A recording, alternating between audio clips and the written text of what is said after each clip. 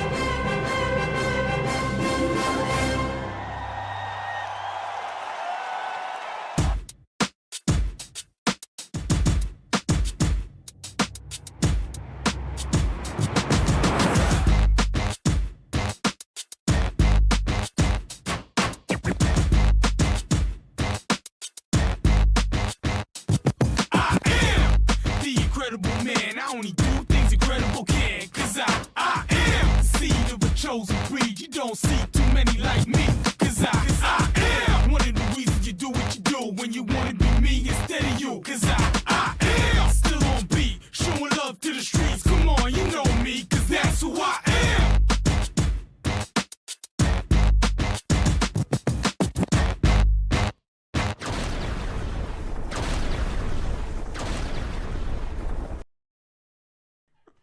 And welcome to another Saturday Morning Sports Talk with Kevin, Zach, Tom, Terry, Chip, and JP. The camera, I did not know, was not set, so unfortunately I'm having to hold it for the time being until I can set it. Terry is not here today, so we have our guest, Mr. Ken Link. You can see him in there. I can feel Tom's ears relaxing at the moment. You can feel his ears relaxing? Yeah, but yeah, right now the camera will eventually be set. I just don't have it yet because I didn't realize it was turned backwards. So, hey JP, yeah, do you see something on the chair? Yes, I did. Flash shirt, actually. That's yours, bud. You already threw it in the floor. Look, it's literally in the floor. I told you what was going to happen, Tom. I knew it. Yeah. I know exactly what was Show our viewers. Show our viewers. I got to get over, back over.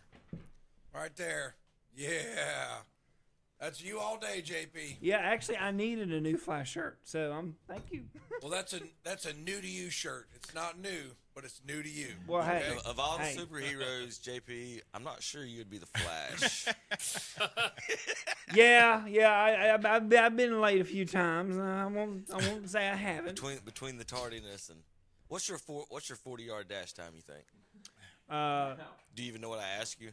Yeah, don't ask. Trust me, I'm the least fastest person when it comes to running. Yeah, about 2 weeks. Yeah, About 2 weeks. let's say snail time. Snail time. To measure your 40-yard dash.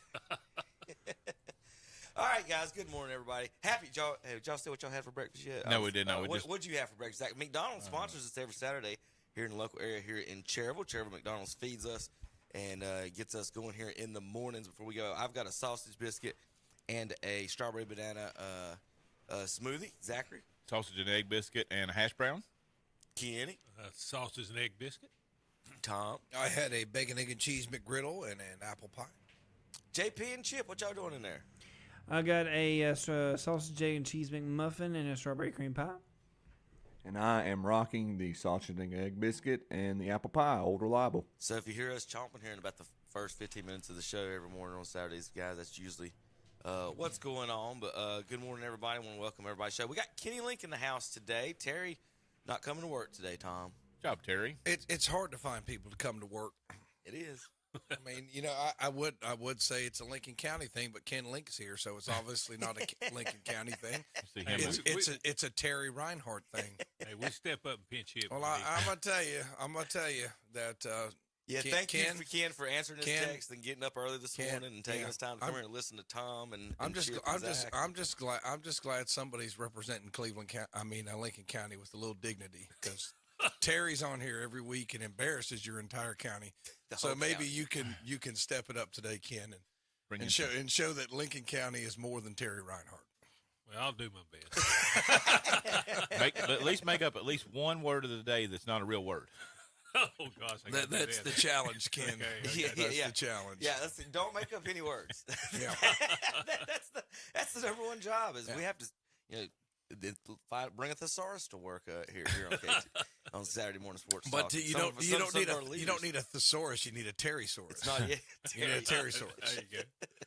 Well, good morning, everybody. I'm Kevin Hastings, along with Kim Link, Zach Mayu, Chip Carter, and JP. I'm going to be leaving early this morning. I have Shelby Recreation Basketball All-Stars up in Hickory today.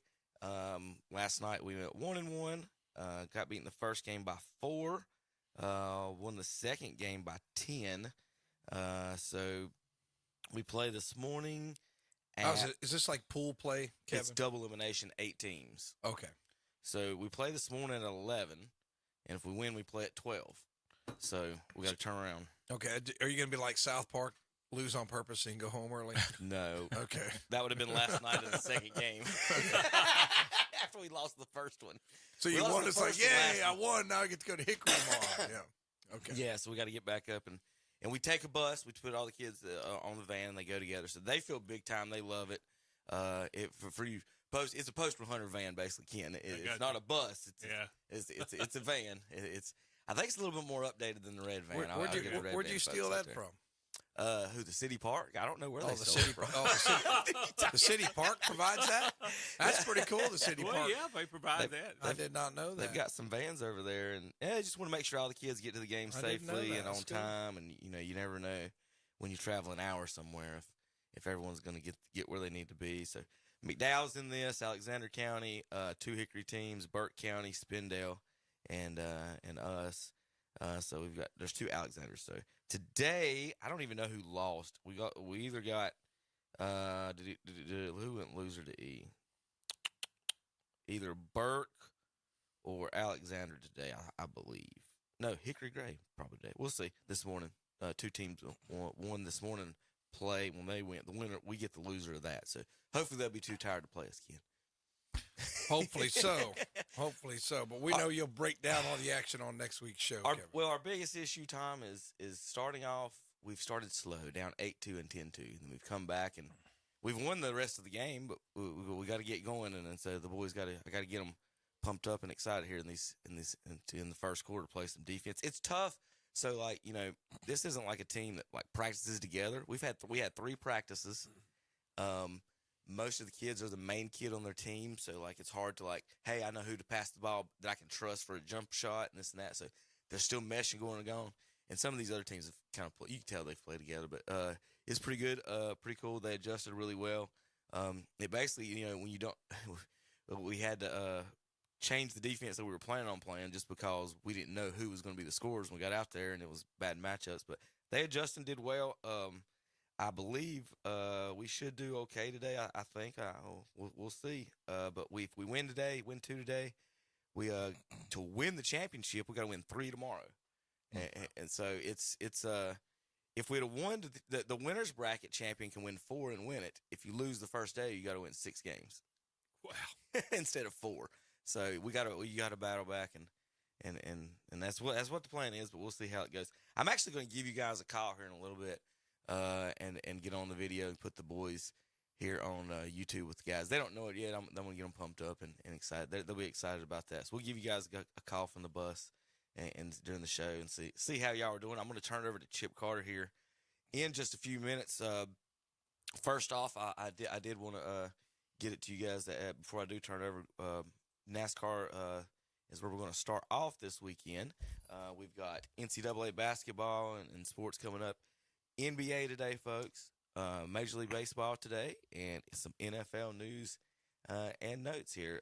Last week in NASCAR, Daniel Suarez, Zach, and Tom, was you one in the third closest in NASCAR history, but it's like 0.00003, and it's all the same to me, right? It looked like cars finished to me. That's what everybody was joking off online. As soon as I seen it, I was like, where they stuck their tongue out at the end. So that was the live one. So, but I'm going to turn that over to you guys in a minute. I want to jump through and see if I got any fun tweets here before have a laugh or two or something before I get out here and make Tom mad at me because you don't like my stats or something. I don't know.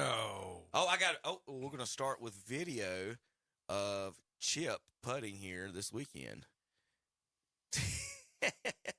Turn Chip on in there, JP.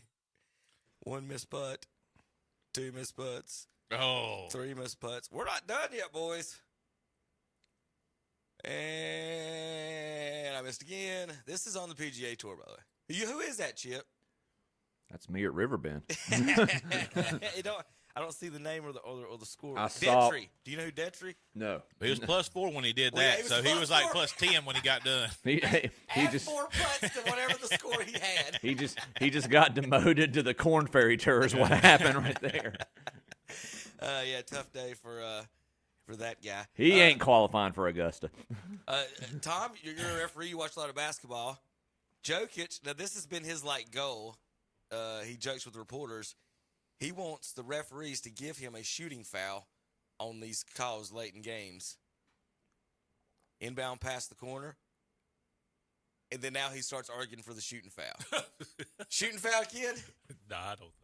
They have a rule in the NBA. Remember when James Harden would do all the flopping and stuff? They had to add the rule that if you're not taking a reasonable shot, it's not a shot. No, you can't take a full court shot. So Jokic is arguing with the referees. Overhead pass and say that's a shot. It barely got past half court. Is that Luka's girlfriend? That's the official? I don't know. Is that the one he was flirting with? Tom, here you go. Draymond's back. Back again. Oh, my goodness. Ooh. Draymond's back. back again with the elbow or face or whatever fist to At least he didn't defensive stomp on Joe's him when he head went over him. after the tip. You know he knew what he was doing. He looked Well, down yeah, at him he and looked everything. at him and said, I got him pretty good. Hey, Hopefully Chip, the league You're going to have Terry hopefully the league infuriated office driving down takes the a road look All at right, now. guys, which is worse, that putting or this drive? Where'd it go? Golf ball blew the club face out and stuck inside the golf club. That didn't happen when there were wooden woods. That's one. That's true, Tom. That's one right there. Well, you got to drop two, Chip. That's two. Yeah, that's right. He's hitting 3 right now. Yeah, it's not one, that's two. Hey, he'd be mad about that one. This is rumors. Adam Sandler and Tiger to play Shooter McGavin and Mickelson in an upcoming match. Chip, what do you think about that one? Would you watch that one? Absolutely. Oh, yeah, I Absolutely. figured so. The guy that plays him is pretty good. Mm-hmm. All right, this is voted on ESPN's what's going to be the toughest places to play in college football's ESPN's College 25. The top 25 toughest places to play on the video game coming out this fall. So if you people interested in the video game. Number 1, Virginia Tech. Beaver Stadium, Penn State. Number 2, the Swamp. 3. I don't know anything about BYU's. I guess, Tom, you know anything about that one? Are the Mormons pretty loud out there? They got them ranked ahead of Death Valley. I guess they were loud when Jim McMahon was out I just want to see there. where Boston College is on there, don't you, Tom? Every Boston alum, College not on there. Huh? every alum at BYU has 12 kids, so the There you stadium's just rocking. I want to play at Boston College. If you'll notice, Ken, who's at number 13? Kid I was Brewer going to Stadium. ask that. I was Kid. going to ask Kevin. Brewer Yeah. Stadium. Appalachian, number 13, toughest place to play, loudest place to play in the nation. Is Bounce House Army? It looks no, that's the Scarlet Knights. That's UCF. Oh, Florida. Okay. Yeah. Well, I'd say Appalachian. But Appalachian, tough right in place front to of play. Texas, right behind the LA Coliseum. In front of the Rose Bowl. You know who else is not on this list? Nobody from North Carolina. Get it, State. Because nobody shows up and they leave in the third quarter. You know who else ain't on? Now tell me something. How can we be behind the big house? We I wonder walked if right you in saw there that. and stomped him in the face. They should be down here behind Texas at least. The big house. Tom, they're behind y'all. Oh, that's stupid. How about there's only one Death Valley on this list? LSU. True. And it ain't the ACC one. Yeah, the Clemson fans were complaining about that one. All right, guys, I'm about to get out here in a minute, see if I got any more before I get out of here. Oh, that was the college football one. I clicked on that. Kansas City, you guys talk about that here in a little bit. The owners this week got their grades in, and Kansas City's and the Charlotte owners both got Fs in a lot of places. Panthers raising their ticket prices next year. Well, they got a good product. You really took the words right out of my mouth, Tom. This is one last one. This is going to be for Chip before we get out of here. And since Ken's a baseball man, Ken, don't taunt. Zach, hit the button real quick. I got to mute Chip for a second. Do you taunt the other team's power hitter, Ken? No. This is Gardner Webb taunting South Carolina's power hitter from the dugout. Somebody yells, "Get in the box, Casis," and that's his name. Corners 2 down. Hear him? Yeah. Get in the box, Cassis. Yeah. Corners 2 down. And he proceeds to hit this ball to Jupiter. That's drilled to right. No doubt about this one. Goodbye. Look at it.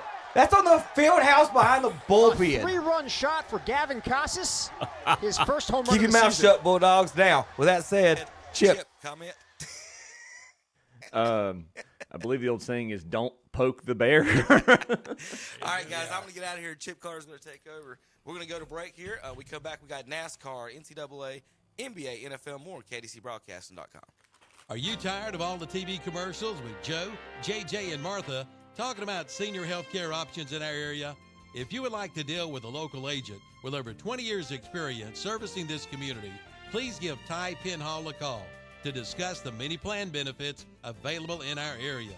Whether it's a supplement, advantage, or drug plan you're interested in, they have all the options available. There is never a fee, and in-home appointments are available. Just call Ty at 704-489-6970. Again, 704-489-6970. Today's Pro in Shelby can help keep you warm this winter, from gas logs to fireplaces to inserts and more. And if you're building a new home, see today's Pro in Shelby about a zero clearance builder's box. You just insert the gas logs of your choice. These are non-vented log sets with optional accessories. Name brands like Menneson, Empire, Buck Stove, and more. And they do service calls too. See today's Pro, 1325 East Dixon Boulevard in Shelby. Call 704-600-8393 or visit the website at thetodayspro.com. Join us for our live Sunday morning worship services on WHS. It's the Sunday morning worship service from Calvary Baptist Church in Shelby, and on WCSL, it's the Sunday morning worship service from First Baptist Church in Cherryville. Fall is the perfect time to play golf at Crowder's Mountain Golf Course at the foot of beautiful Crowder's Mountain. Playing Route 18 Monday through Friday for $30 and just $27 after 1 p.m. Playing right on weekends and holidays for $40 and just $35 after 1 p.m. Ladies' Day is Monday. Ladies playing right on Mondays for only $20 and seniors playing right Monday through Friday for $27. At the Crowder's Mountain Golf Course, 255 Lincoln Academy Road in Kings Mountain. For your tee time, call 704-739-7681. It's a March Madness Super Sales event going on now at Abernathy Chevrolet Buick GMC Truck in Lincoln. All 2024 Chevrolets, Buicks, and GMCs are priced to move. Get huge discounts during this special event and ask about 2.9% APR financing for up to 72 months on the 2024 Chevrolet Silverado truck. And check out the great selection of pre-owned vehicles during the March Madness Super Sales event at Abernathy Chevrolet Buick GMC, 1445 East Main Street, Lincoln. Online at abernathychevrolet.com. Like them on Facebook, too. Tax time is here, and since 1961, AccuTrol Business Services in Gastonia has been serving this area with the best in income tax service. And you're dealing with IRS enrolled agents with over 120 years of combined experience. Ask about same-day service, and most returns are processed while you wait. Get electronic filing, too, and while there, shop Nest and Canvas Custom Jewelry. That's AccuTrol Business Services, 428 West Main Avenue in Gastonia. Call 704-864-8767. Open Monday, Tuesday, Thursday, Friday, 9 a.m. till 6 p.m. Most Saturdays, 9 to 1. Closed Wednesday and Sunday.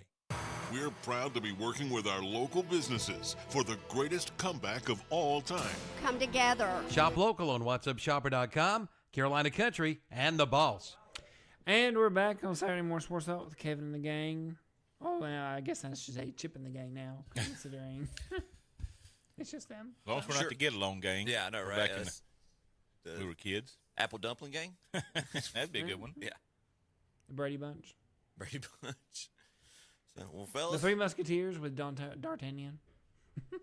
Nobody knows that reference. I know that reference. No one knows that JP. reference? I just saw the movie the other day. I'm surprised no one would know that reference. I have a little bit more connection to the real world, JP. I'm switching myself off. All right. What are we talking about, Chip? Take a look at college basketball real quick. What's on y'all's radar? What's Well, I tell you what's on my radar is my brother's told me he was up on Franklin Street yesterday because he and his wife are up there to watch the 10-point favorite UNC Tar Heels at home against State. And Terry's not here. He skips out when State's at Chapel Hill. Can you believe that? He got scared, didn't he?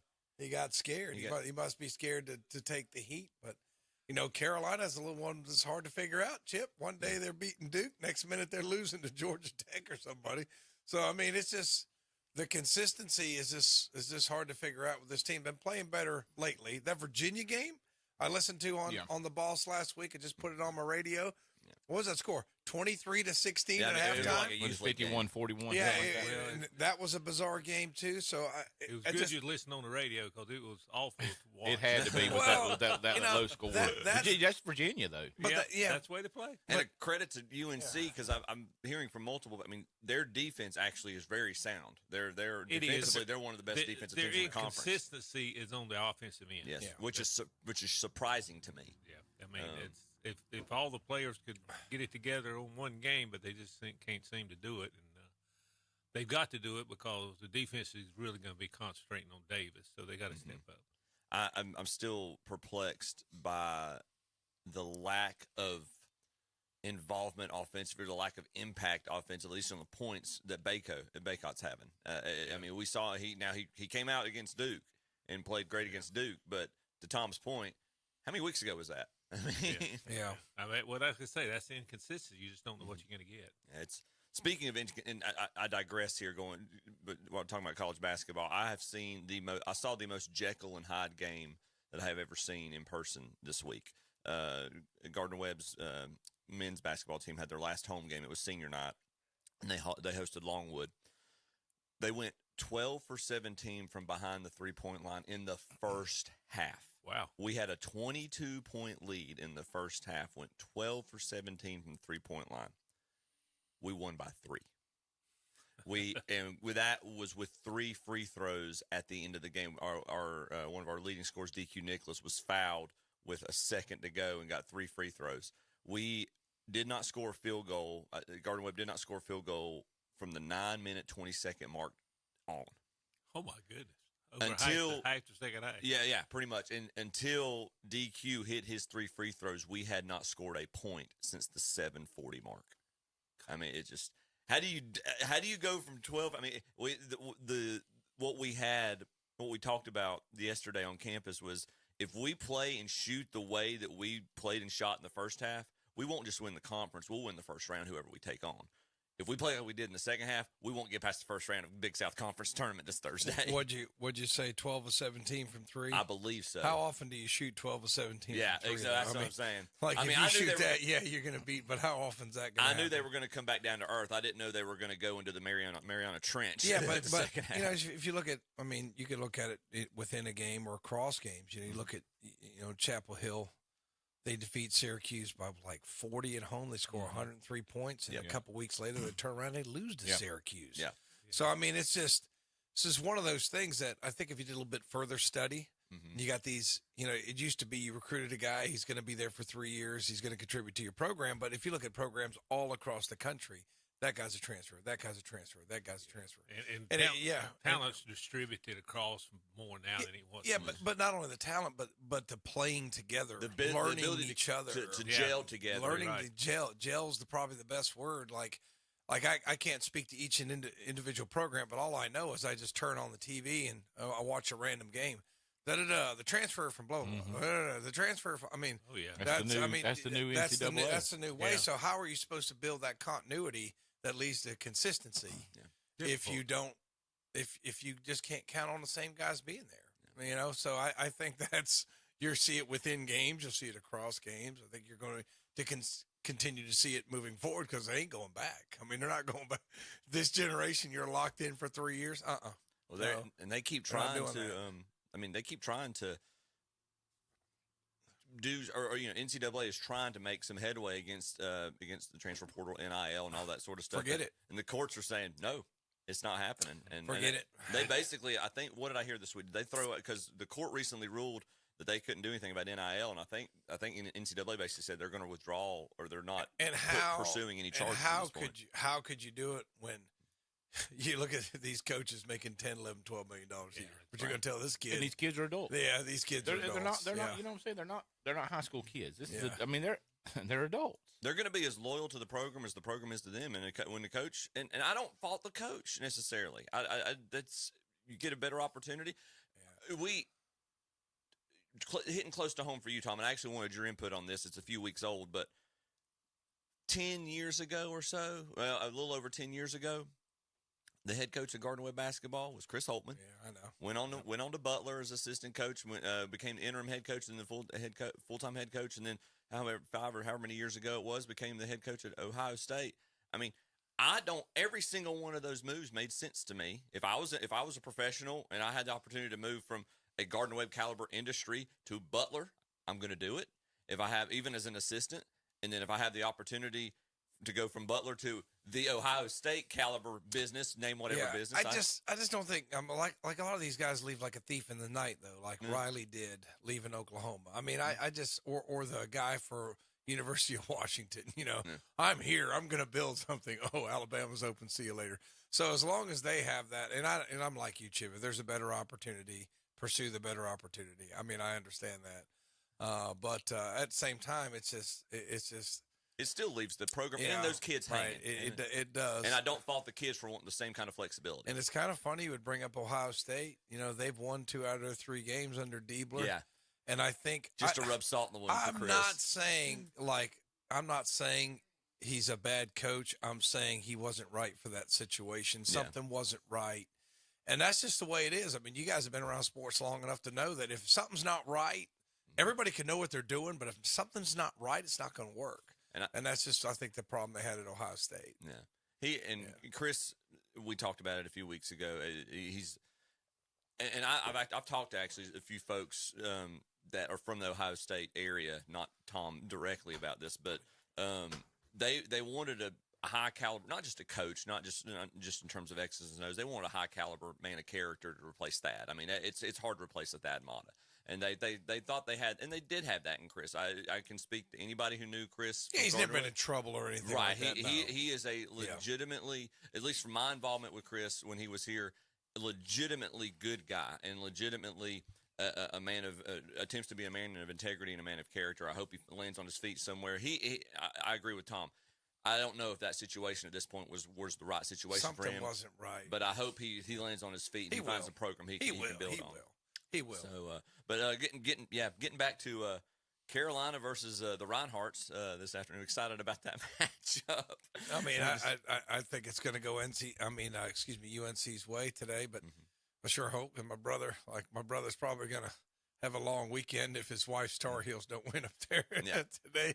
But State's another one of those teams that's, I don't know. I guess you hear about them one time. Terry's saying, "Hey, they need to be this or that," and then they'll lose a couple in a row. Yeah, I mean, they're inconsistent. Inconsistent, right. And right. Burns is a unique player, but on an up and down game, he wears out. It's obvious, you can't keep him on the court all the time because he just gives out with his conditioning. Yeah. But Terry, he's got the game today against the Heels, and then Monday they got the host Duke Blue Devils coming in. So they play Carolina and Duke within 48 hours. So I'm not rooting for them today, and then I'm begging for them to win on Monday. That's what you're telling me, Ken, pretty much. That's where I'm sitting at. Yes, exactly. Being a heel fan, but if you look at North Carolina's last four, they beat Clemson at Clemson. They lose to Syracuse at home. Yeah.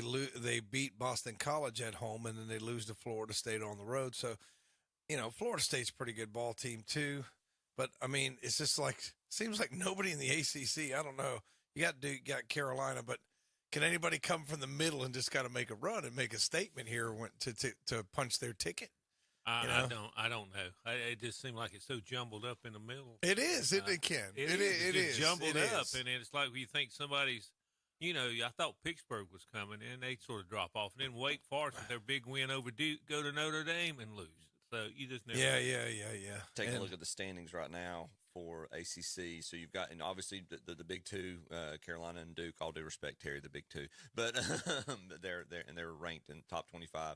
Virginia's third, Clemson's fourth, and I think probably the line of demarcation, at least from what the prognosticators are saying, is Wake Forest with their win against Duke. That was maybe a statement win for them, trying to get into the big dance. And they say Clemson is in because of their schedule is tougher than some of the others. But I don't know how many's in. The ACC, they're not talking highly about a lot of teams getting in, but when it's all said and done, I think there'll be more than 4 or 5 get in. Yeah. It should be around 4 or 5, but Wake Forest thinks they get in maybe with that win over Duke and the big controversy of Flipowski getting hit by the fan. And I guess I have to talk a little bit about that because we did. I mean, it was a big win for Wake Forest, and I don't know if it's going to put them in the tournament in May. I mean, right now I'm looking at Wake Forest. They're 18-10 overall, and it used to be the barometer was 20 wins, right? Like 20 wins is kind of your barometer that you're really considered with 20 wins, 10-7 in the conference. But they beat Duke. That's you need that signature win. You got to get that signature win. And they rushed the court and hit the Flipowski kid. And I just don't see how a kid who's what is he, 7'2" or something ridiculous, and some fan runs into him and he's hurt. Well, they first, right after the game, his coach said he had a sprained ankle, and then he said he banged his knee. And I'm sitting there going, he practiced the next practice he practiced, so he wasn't banged up. that bad. Yeah. No, I think it was a little bit of yellow journalism with that. They were trying to use it to prove a point. With the Caitlin Clark thing too. I think that was a little bit, when Ohio State beat them. It's a little bit of yellow journalism, definitely. It's something that needs to be addressed. It does. But I don't. How you gonna stop it? Yeah, I don't. Did you hear Jay Billis's argument about it? I try not to listen to him. So Billis was basically like, let them on the court. He says, and once they get on the court, then shut them down. Don't let them go anywhere. He says, and then write citations or do whatever. And he says, if it gets bad enough, he says, arrest them. And I'm like, so his argument is what? He's let the students run on the court if they want to, and then once they get on the court, basically lock down the court. Don't let them exit. Don't let them exit. And then that way, you can ride up or whatever you want. He went to the extreme. So Jay Billis wants to arrest 6,000 people. I can say, how do you control that? That's great. You can't That's great. control That Duke education's paying off. And I'm just curious, like you don't have the security to stop them from getting on the court, but then all of a sudden you have the security to get on the court to stop them getting off. Maybe the Duke education's a little overpriced, but I don't really think, and besides putting up a barrier, like what are you going to do? I mean, or like with the technology, you have the cameras to go back and arrest maybe the worst offenders. Yes. Yeah. Okay. So in other words, say a guy does something stupid and goes up to one of the athletes and pulls his shirt or does something stupid. Okay, we can get that guy. But as far as the greater, so you're going to lock down. You couldn't prevent him from getting on the court, but somehow you can prevent him from leaving, and you're going to arrest him. Going to get the paddy wagon out there and arrest, bus loads of kids. Sorry, Jay. Yeah, that's a can of worms. That's just stupid. I mean, it's not a can. It's stupid. Well, it's just dumb. There's got to be a way, or I would think there could be a way, and this would require rehearsals, practice, just like you do like they do for graduations, and same thing. Your security or whatever you want to call them, your on court staff, that the primary safety is the officials and the visiting team. That's the primary concern. You get them off the court, and if you want, maybe to some degree your team, your players are probably going to stay on the court and celebrate with the student body, but you've got to give an avenue for the officials and for the opposing team to be able to exit the court safely in some manner. If you can filter my experience, and I don't have delusions of grandeur. I know Gardner Webb is not Cameron Indoor, it's not the Dean Dome. I understand that, but there was some compromise or some idea, and with Pete, I assist with the public address announcing. They would have me announce, please allow the team, please allow the opposing team to exit the court before coming on the court, something along those lines. Also, funneling letting the students kind of have a compromise. Let the students get on to the court, but kind of steer them away from the exit where the visiting team and the officials are going to go. And I would say have the visiting team and the officials go through the same exit. That kind of bottle or creates one section you just got to focus on. And then once they're clear, let them have a blast. Yeah, Wake officials could have done a better job, as you said. I mean, if you can just delay it a little bit. Now. As far as Duke players, most of them got off the court pretty fast. Well, he didn't, and he was alligator. I'm not saying it's his fault. I'm just saying he could have got off the court a little quicker too. Yeah. And it's obviously, ideally, you would love for the ball to be on the side of the court where that exit is, and they have a short route. That's not always going to be the case. I mean, he could have been at the opposite corner where they're going out. Yeah. So you don't know. In the society that we live in right now. Agree or disagree, you've had two of your big stars in college basketball have contact made on them by two fans in these instances. So something is going to be addressed. I don't think they can ignore it. Well, they talked about fines, but I'm not sure that's going to stop fans from, in the moment. I'm not sure. What was Kevin's point last week?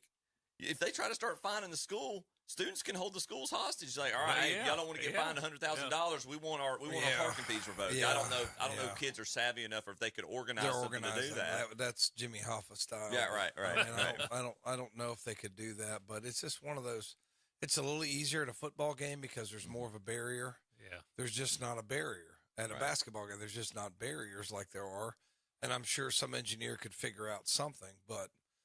As it stands right now, I mean, I think it's making a bigger deal out of it than what it is. I mean, fans have been doing this since I was in college and before. Well, I felt a couple years ago, didn't they have them delayed just like 20 seconds? Yeah, and some. I felt like there's some institutions that were. I mean, and it's not the camera. If it's a live ESPN broadcast ball game, okay. But wait a minute, the opposing teams and the officials were able to get to a safe point on the court to get to their exit, and then the kids. I mean, what happened to that? Well, I guess the Instagram generation wants to get on there first with their cell phones, so they get the most likes. That's the other thing. Everybody got a phone running around, not paying that much attention. Well, that's part of it too. You can't tell me that the guy that ran into Filipowski, part of that for him was he had his phone. Not paying attention to where he was going, and it's multiple. I think you can see multiple folks like that.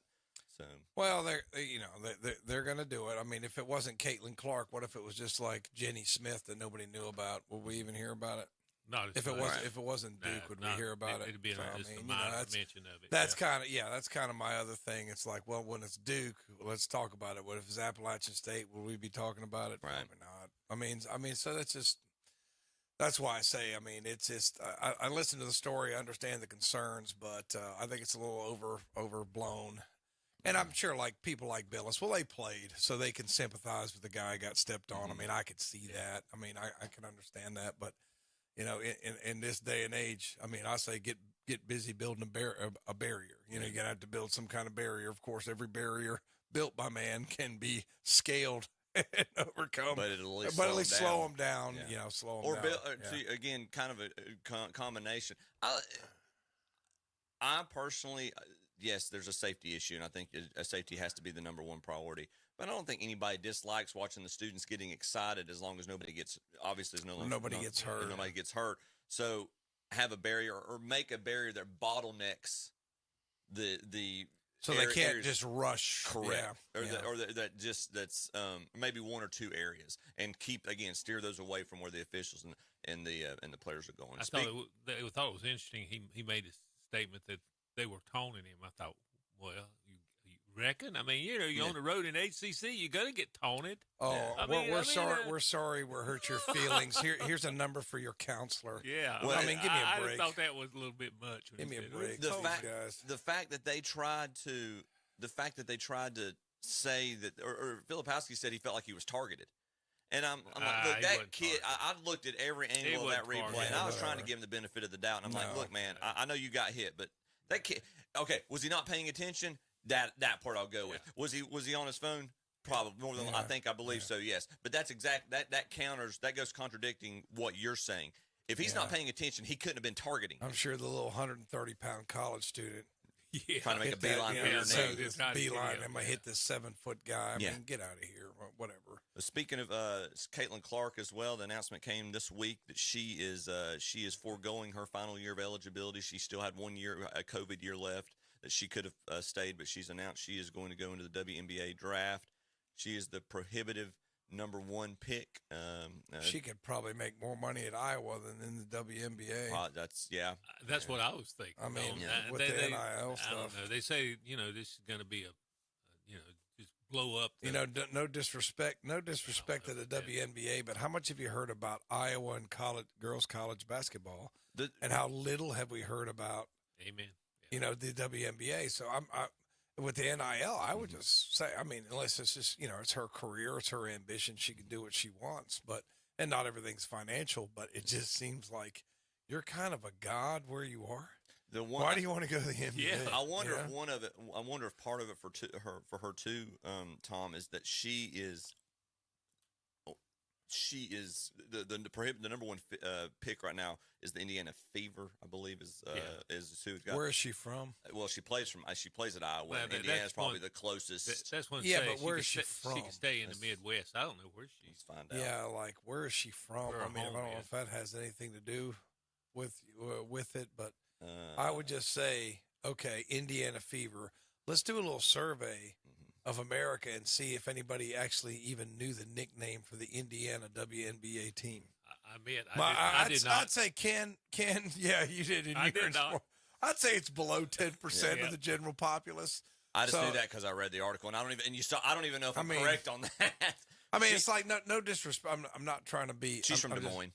She's from Des Moines. So she's from Iowa. Yeah, I mean, I guess that might be the closest NBA team. That's her neck of the woods. I get it, but I don't know. But she's a national star. She doesn't have to play where she grew up.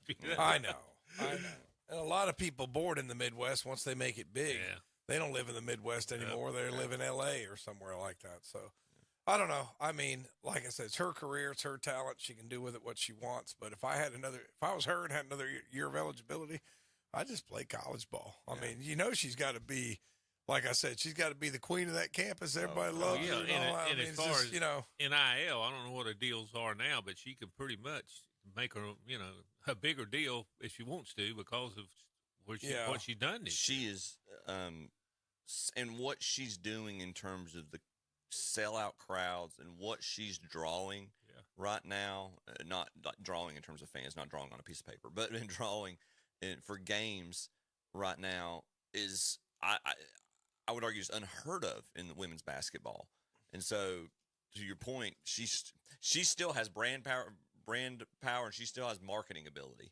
So, the only other argument I'll put, and this is kind of the idealist, traditionalist in me, I think of Jack Nicklaus when he was talking about the decision whether to stay amateur or go pro. And you got to remember, as a golfer back then, that wasn't. It wasn't a foregone conclusion that you were going to make him a lot of money being a professional golfer. He said at that point he was making more money selling insurance. But he said ultimately it came down to where was I going to be able to consistently play against the best players on the planet. He says, and that's when I decided to turn pro. I wonder if there's that again. That's a little. It might be a little utopian in terms of that mentality, but I wonder if that's part of it. Might be, but like I said, it's her career. She can do what she wants. I'm a little surprised she said it before the tournament because she's not won an NCAA championship yet. She got to the championship game last year but lost. I thought she would like to have at least one of those under her belt before she made that decision. Yeah, and I mean they're pretty good. They're pretty good. They're not as good as they were last year. They've got a thinner margin for error this year. They're offensively they're not as widespread as they were last year. Mm-mm. She's going to have to carry more of the load this year. But that being said, the experts are saying it's not impossible. So, took a look at college basketball. We're going to take a break. We'll come back. We're going to talk more NBA. We've still got NFL, Major League Baseball coming up. You are listening to KTC Broadcasting, Joxx Saturday morning radio broadcast. We'll be back here in just a few moments. Have fun in the sun this spring and summer with a recreational vehicle loan from Carolina Federal Credit Union in Cherryville, with rates as low as 5.99% annual percentage rate. This loan includes campers, boats, ATVs, motorcycles, and even tractors. Come in and apply now, but hurry, limited time offer. Again, recreational vehicle loans with rates as low as 5.99% annual percentage rate at Carolina Federal Credit Union, 1200 East Church Street in Cherryville, online at carolinafcu.org, or call 704-435-0186. Rates and terms are based on the evaluation of credit. For over 60 years, Honda Motorcycles of Shelby has been serving this area, and they continue to do so today. Right now, you'll find a good inventory of dirt bikes, plus 150 and up to 450 models of on- and off-road bikes. See the new 2024 Honda Rebel, along with 4x4 ATVs and side-by-sides, including the Pioneer and the Talon, plus Gold Wings and Trikes. And don't forget about their parts and service department. That's Honda Motorcycles of Shelby, 4402 East Dixon Boulevard in Shelby. Online at HondaMotorcyclesofShelby.com. There's nothing like cash in your pocket, especially if you can turn your scrap into cash with the help of Gassed and Used Auto Parts and Recycling in Gastonia. For over 25 years, this locally family-owned and operated business has been giving some of the best prices for scrap. They take tungsten scrap carbide, as well as stainless steel, aluminum, copper, and brass. Need help? Gassed and Used Auto Parts and Recycling will supply you with a roll-off container to help make your recycling easy. Turn your scrap into cash with the help of Gassed and Used Auto Parts and Recycling. 305 Dogwood Street in Gastonia. Call 704-827-9468. Online at GassedandUsedAutoPartsAndRecycling.com.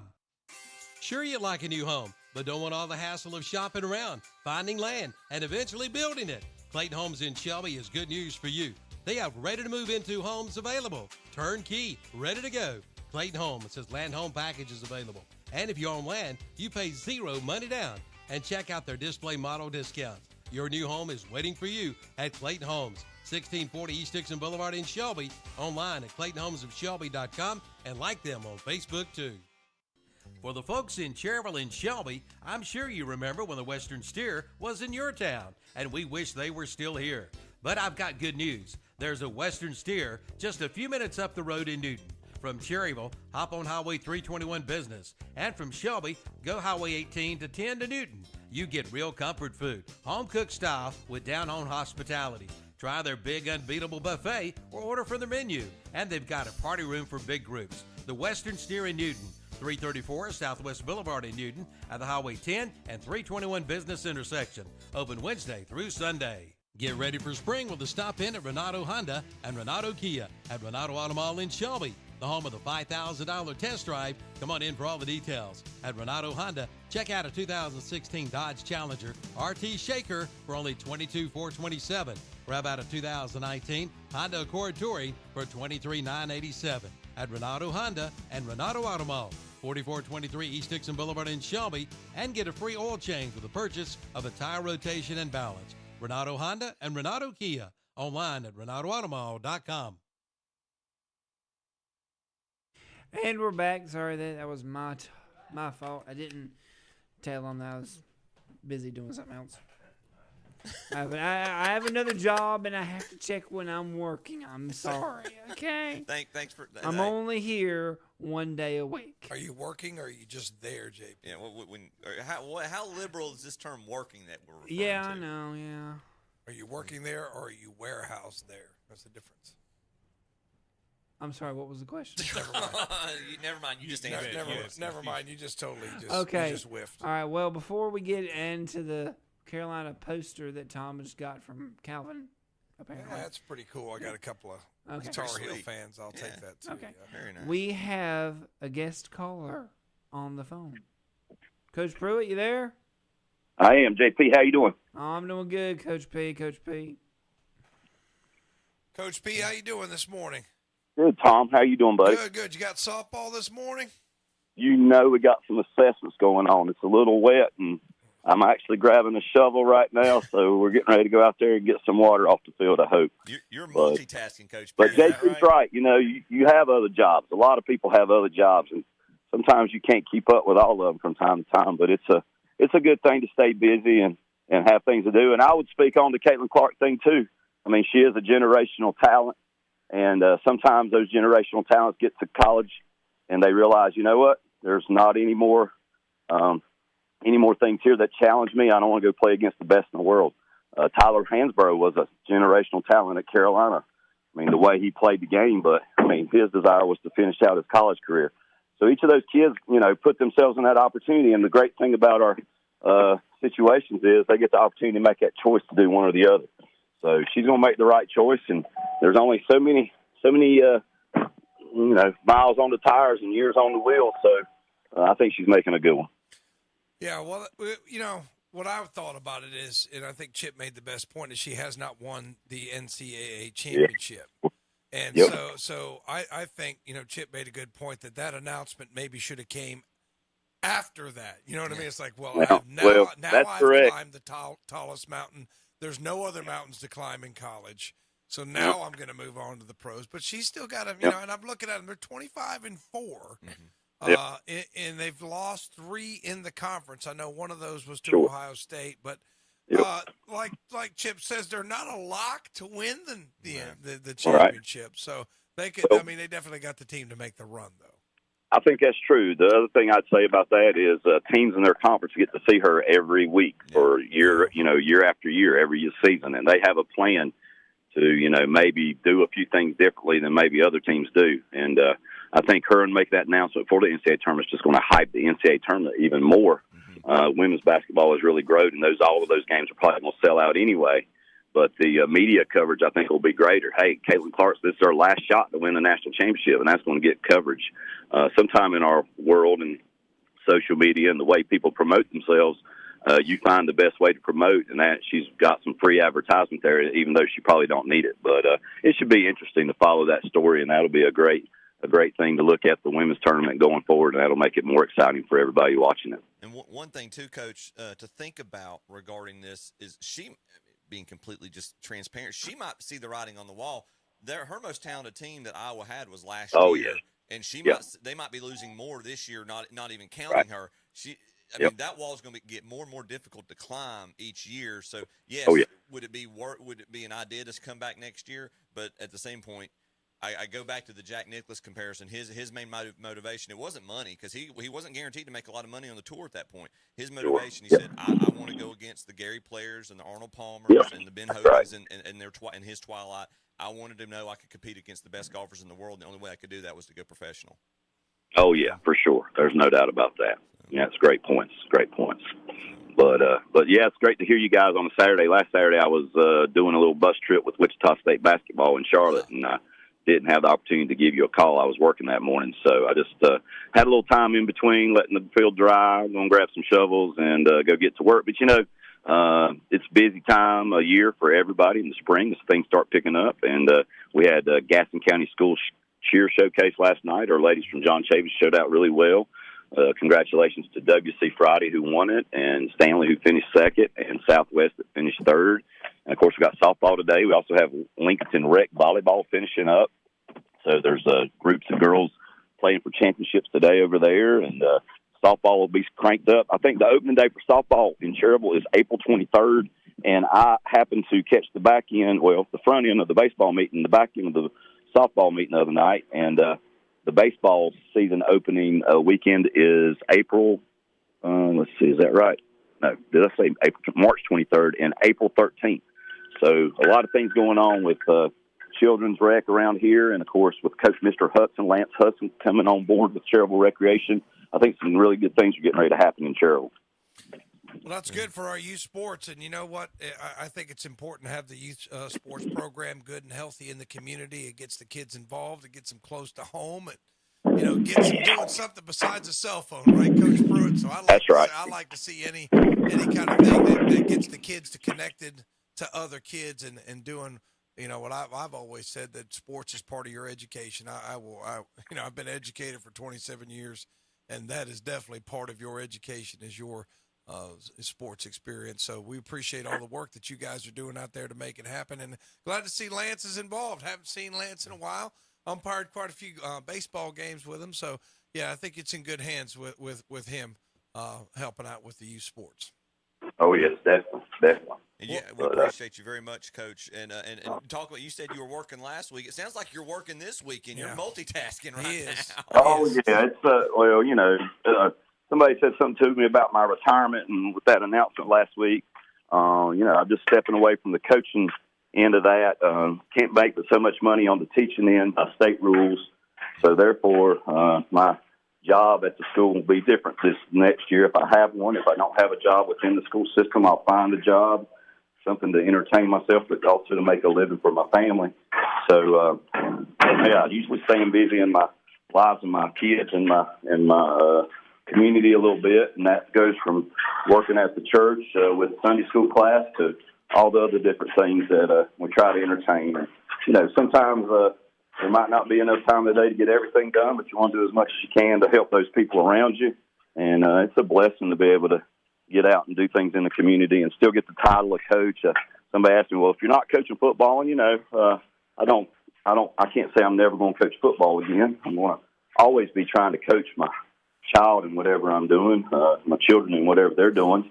But if I don't coach football again, then I might try to entertain being a girls volleyball coach or continue doing the things that I like to do with my girls softball team. So there's a lot going on, and it's a fun time to be able to entertain those things. But Coach, but with that said, I am still working a little bit. Yes, sir. I just wanted to tell you, I didn't want to bring it up unless you did. I know that you stepped away, and sometimes that's one of the more difficult decisions in your life. So I didn't want to put you on the spot about it, but I know you have decided to do that, and I know that Cherryville appreciates all the hard work that you've put into that program. Yes, sir. Hear, hear. And a lot of young men are better young men because you had a chance to work with them. So we're just like I say, happy retirement. I'll probably be joining you before too long, Coach. I'll be joining you and I'm also going to be like you, Coach. I'll find something to do, And and I always like kids. I don't know what I'll do for the rest of my life, but I hope whatever you decide to do, you enjoy it, and you've earned it. If anybody's earned the right to do what they want, it's you, Coach. So congratulations. I appreciate that. We talk in our program about faith, family, future, and football. And as you make a decision like that, you try to entertain all those different parts of it. And, first part's got to be the family aspect. Really looking forward to doing a few things with my son. A big goal of mine is to take him to the Army-Navy game. And with the opportunities in front of us, I hope that's going to happen in the coming year. But that'll have to be something that, we line up and get done. But, not being quite involved in football will open some avenues to do a few extra things as well, and then also give me a chance to maybe do some things that I hadn't ever considered. So there's a lot of opportunities that we have in life, and that's the thing about your faith. If you have a faith in something that that's bigger than you, then when that opportunity opens itself to you, then you're going to be more receptive to it. So I'm looking forward to that, and appreciate you guys, appreciate the work with y'all. And I'm sure I'll be in contact with you guys sometimes in the future or see you in the community, and that'll be great. I look forward to the next time I see Terry and next time I see Kevin and just see you guys in and around, be it around a soccer field like I see you refereeing soccer sometimes, Tom, or wherever that may be. All right. Well, I agree with everything you said except looking forward to see Terry. So other than that, I believe everything else. Yeah. But Coach, sometimes it's better to hear Terry than see Terry. You might be right about that. Especially if he's talking about the Dallas Cowboys. It's good to hear All right. from you, Coach. Great talking to you guys. Okay. Congratulations, Coach. All Thanks right. so much. Thanks, guys. Appreciate y'all. Bye. And I tell you, that's, when Coach called, I didn't want to say anything about his retirement. That's a difficult decision. And a lot of times you don't know all the circumstances behind it. So, I mean, it's just, but he's earned it. He's put in his years. He's put in his time. And he's still, like people don't realize, he's still got school-age children. Oh, yeah. And if you've got school-age, that's the reason why when my daughter was going through middle school and she's cheering football, cheering basketball, I wanted to be at the games. Yeah. So, and it's not really fair to the kids you're coaching if you're dedicating, if you want to dedicate that. So I'm not going to compromise that. So I coached for about 18 years and I decided it's time. I'm going to spend some time with my own now. And that's just the way it is. And it's, if anybody who is really loves the sport, loves the game, and not only Coach Pruitt, he doesn't only love the sport, loves the game, he loves kids. He loves character building. It's not just about winning football games. It's about character building.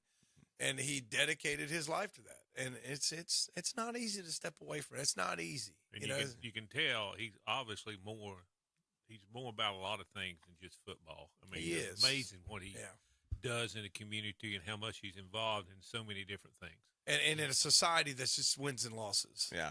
Well, that's all it is. I mean, it's just like that's all they care about are wins and losses. Well, think about what he's doing right now in terms of what he's on the field right now, trying to get a field ready. I mean, correct. And a lot of people aren't even up out of the bed yet. Yeah, well, and I think about it as well.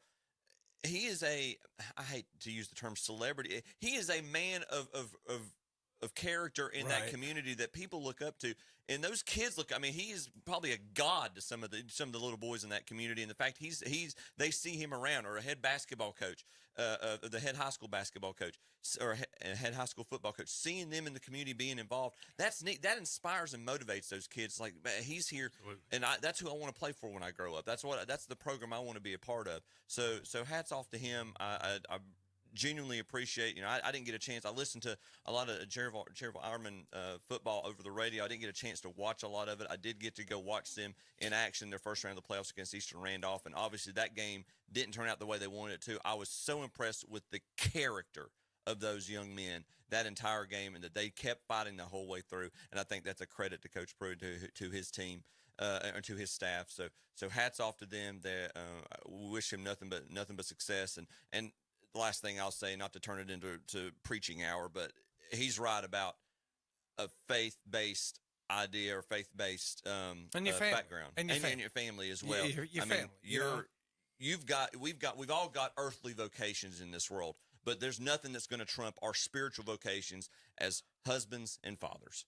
And he's got his priorities straight. So Coach, thanks again for calling in, and thanks for your perspective. It's always appreciated.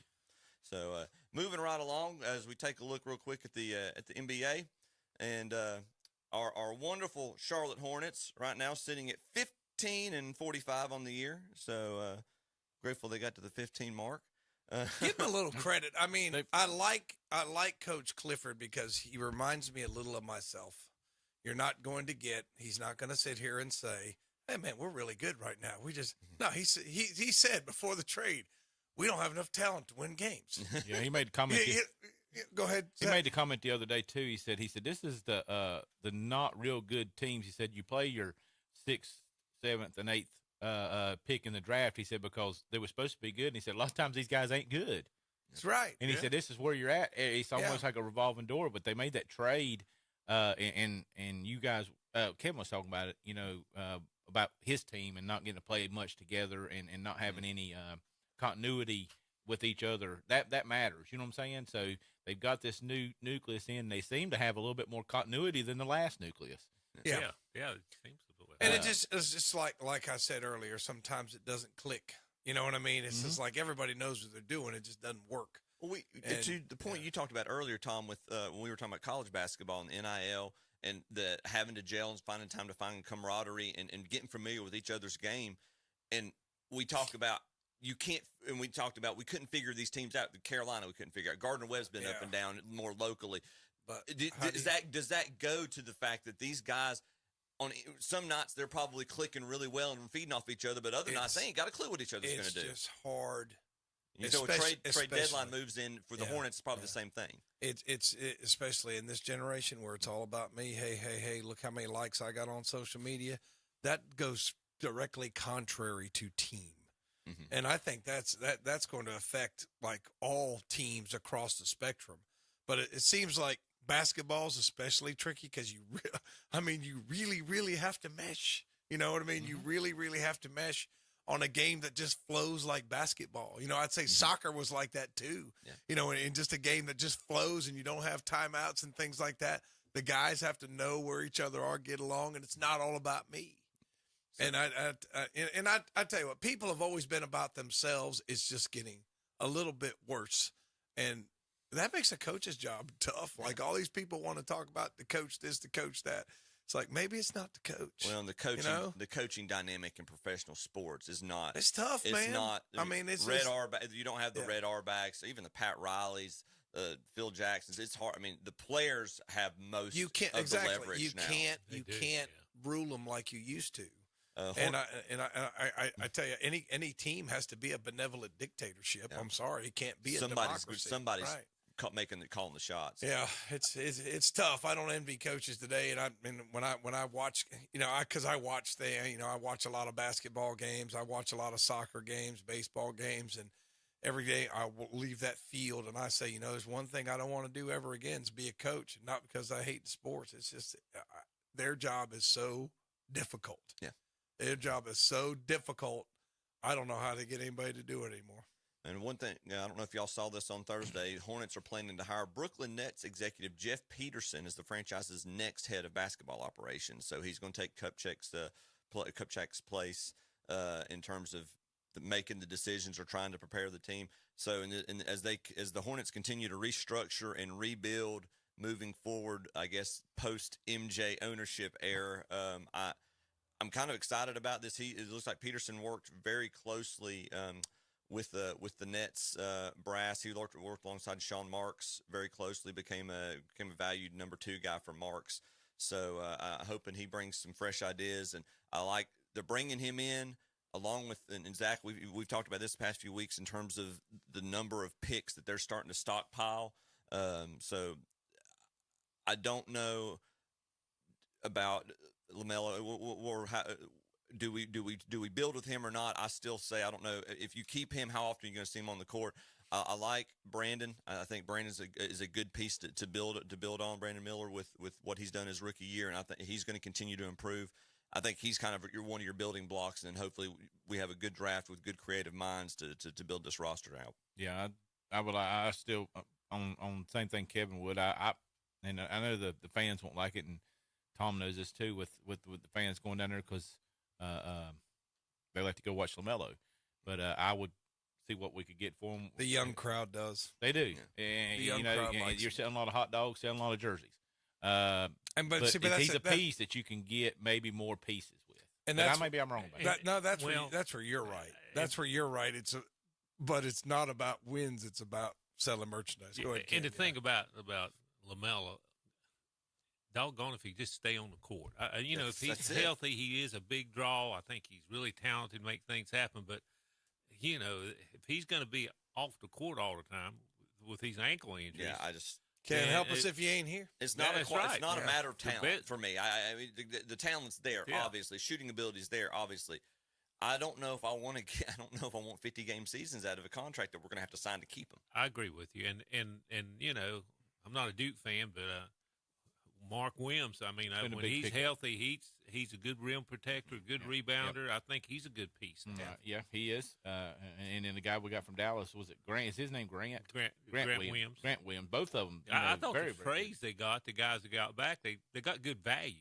For what I'm not saying anybody's all-star, but they got good value. Well, I mean, again, if you can round out your team you're going to need role players. You got to have your John Paxsons. You got to have your Horace Grant's borderline. He's not a role player, I don't think. But I mean, you've got to have these guys to fill out the roles that aren't going to necessarily be the stars, but that can contribute. And then hopefully with this draft or the next draft, hopefully we don't have we don't have a good history in the draft, so I don't. Well, I'm hoping this maybe we can change that. I'm hoping this new regime, this new brain trust, hopefully does a little better recruiting and scouting. I'm hoping that's what we can shoot for here. Yep. So, we take a look real quick at the Hornets. I don't think we got to worry about playoffs for the Hornets this year, but hopefully this is a chance for them to rebuild and restructure.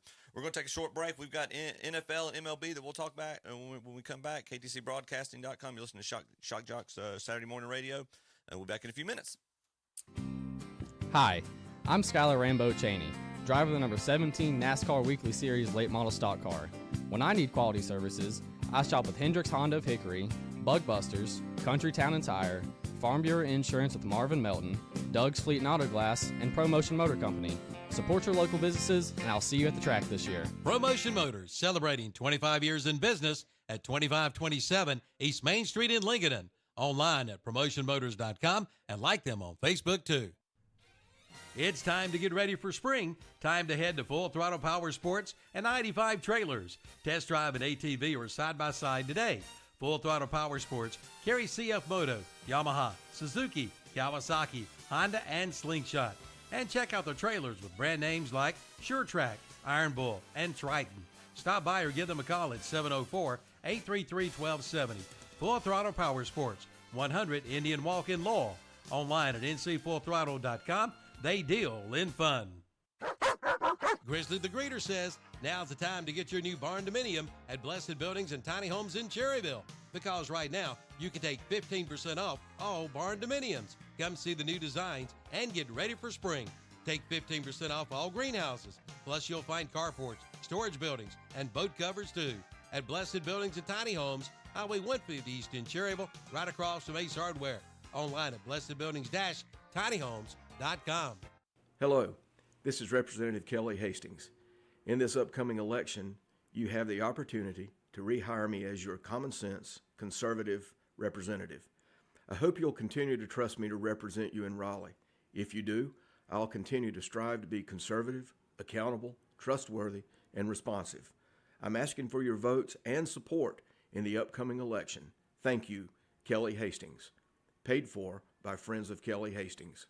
Muncie Burgers and Fries in Lincoln is looking for experienced cooks and servers to work in the evening. Contact Tanya at 704-240-4592. Muncie's Burgers and Fries, 1200 Country Club Road in Lincoln. Call at 704-240-4592. Tired of terrible customer service at the big box stores? Win Supply of Shelby has everything you need for your bathroom or kitchen remodel. Whether it's tubs, showers, sinks, fixtures, or lighting, they have the best quality and the best prices in Shelby. They are not just your friendly neighborhood remodel store. They also carry commercial plumbing, electrical, irrigation, and pipe supplies. Visit them today at 208 West Dixon Boulevard in Shelby or call 704-482-8871. That's Win Supply of Shelby. As our economy gradually reopens, remember to support local. Know you're doing the right thing and stay proud. Be a part of the greatest comeback of all time. Shop local with whatsupshopper.com, Carolina Country, and the Boss. And we're back on Saturday Morning Sports Talk with Chip, Zach, and Ken. Tom has left us. Kevin has left us.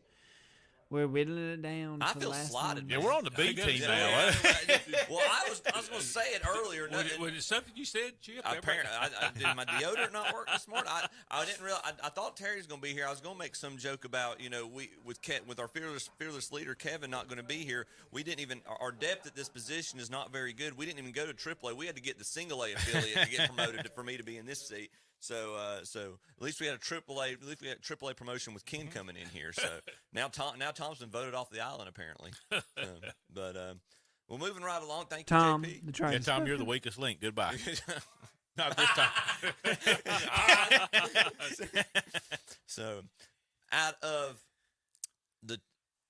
32 teams in the NFL, the two-time defending Super Bowl champion Kansas City Chiefs were the second lowest graded team in the NFL in their second annual quote-unquote report card for how the teams treat their players. Wow. How does that add up? I don't know. So the top two teams overall survey were the same as last year, but they flip-flopped. The Miami Dolphins are number 1, the Minnesota Vikings number 2. The Chiefs ranking stands out particularly because head coach Andy Reid in the rankings of head coaches was the first ranked coach out of all of them. So this basically goes to basically the front office and the ownership. Chiefs owner Clark Hunt ranked last out of 32 team owners. Those grades were based on what players perceived as a willingness to invest in the team's facilities. The Chiefs ranked 26th in food and cafeteria, 31st in nutritionist and dietitian, 31st in training room, and 32nd in the training staff. Pretty consistently bad, was it? And how much more does that make their back-to-back Super Bowl? I was going to say, how does that? I guess that stats don't really matter. Good gracious. Maybe you don't need good facilities. It makes you angry and you play better. Right. I mean, you look at Lambeau. You know. So okay. Continuing on with this, the Chiefs stand out because they ranked poorly in many of the same categories last year. One specific criticism that Chiefs players had was that they had stools instead of actual chairs in their locker room. Now, the team did switch to chairs this year, thanks to the Players Association. Chiefs players also said they were promised after the 2022 season that the locker room would be renovated. It has not. According to the Players Association, players were told their Super Bowl run extended the season so long that the team didn't have enough time in the offseason to make the renovations. So does that give you the incentive to want to keep winning playoff games? Wow. Interesting. I'm trying to see if I can find the overall. Okay, here we go. Let's see the overall report card. So, okay, yep. So going down to the Chiefs, and we'll hit a little closer to home here in just a minute. Actually, wow, that's better than I thought it was. Kansas City. So first category, treatment of families. Kansas City's a D+. I bet that's going to change with Taylor this coming season. Food and cafeteria, as we said, that's a C-. F for nutritionist dietitian. F for the locker room. D for training room. F for training staff. That's your two-time defending Super Bowl champion. So let's go a little closer to home here. So our in-state Carolina Panthers, treatment of families, B. So that's a good sign. Food in the cafeteria is a B. Okay, so that's nutritionist and dietitian is B+. Locker room is a C+. Training room is a C+, and training staff's an A-. So we just need to get talent. It's apparently, nothing worse than a C+. So we're above average. Quarterback over 6 foot. F. Oh, gracious. So what is the priority for this?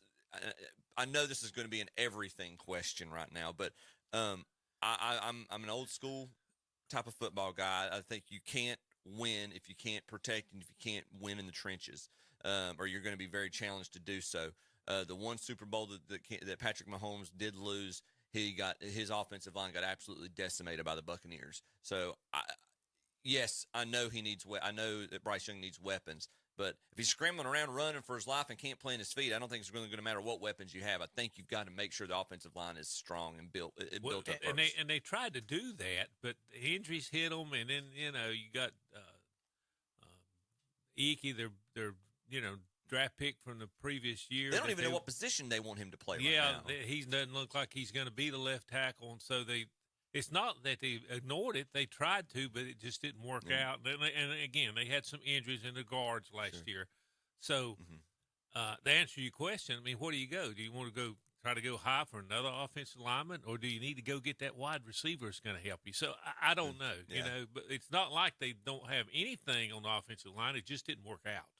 Yeah, and we'll see what happens with the new coach because schemes matter on blocking schemes and stuff like that, and using the personnel that we have to our advantage. I'd like to see how Miles Sanders maybe turns his season around. When we got him, they said he was a scheme fit back pretty much, and it seems like that could possibly be the thing. Can you get him? Does he fit the scheme that they're going to be implementing? And there's another iffy thing that's coming up this year too. With I think it's a long shot, but Mike Evans having a little bit of rapport with that coach that's coming in. He wants to go to a winner. And I understand that, like Kansas City's talked about and stuff like that. But when you got a rapport with a coach, can we get him and have a weapon for Bryce Young? So that would be very, very interesting. Yeah, we'll just have to see. But it gets old. It's like, here we are, start over again. I mean, and the owner's not somebody we can get behind. I mean, I've not got behind him. I don't like the whole.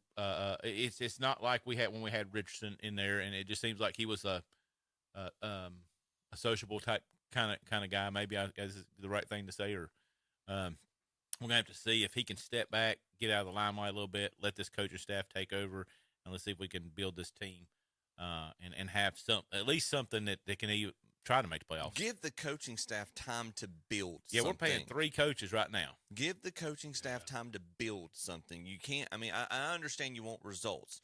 Rome wasn't built overnight. No. You're gonna have to, and this. I mean, this has been torn down, and you basically stripped what really high draft capital you had. You're gonna, and I thought that was really what made me question the direction of this franchise was the fact you gave Frank Reich half a season, right? And that's not even fair with a rookie quarterback. You decimated what draft capital he had for the next year or two, and you expected him just to turn things over overnight. You decimated your draft capital when the next year's quarterback class is coming out. This year was exponentially better. I felt like he was in, and I know it's hard to say this in the moment, but part of me was sitting there saying you're sacrificing your future for 1 year too early. Would you, is it a fair question to say of all the 4 quarterbacks that are first round draft picks this year, would you guys take those over Bryce Young? I would say yes. Any of the 4. Penix will be made. The one that's got he's the Washington quarterback, I believe. It was Penix. Yes. The injuries would bother me a little bit with Penix, but I mean Drake May. I would take Drake May. Definitely would take Caleb Williams. You got then you got Bo Nix is on there, and then you've also got the quarterback from Michigan. Who's the guy from? Or you say the one from LSU already?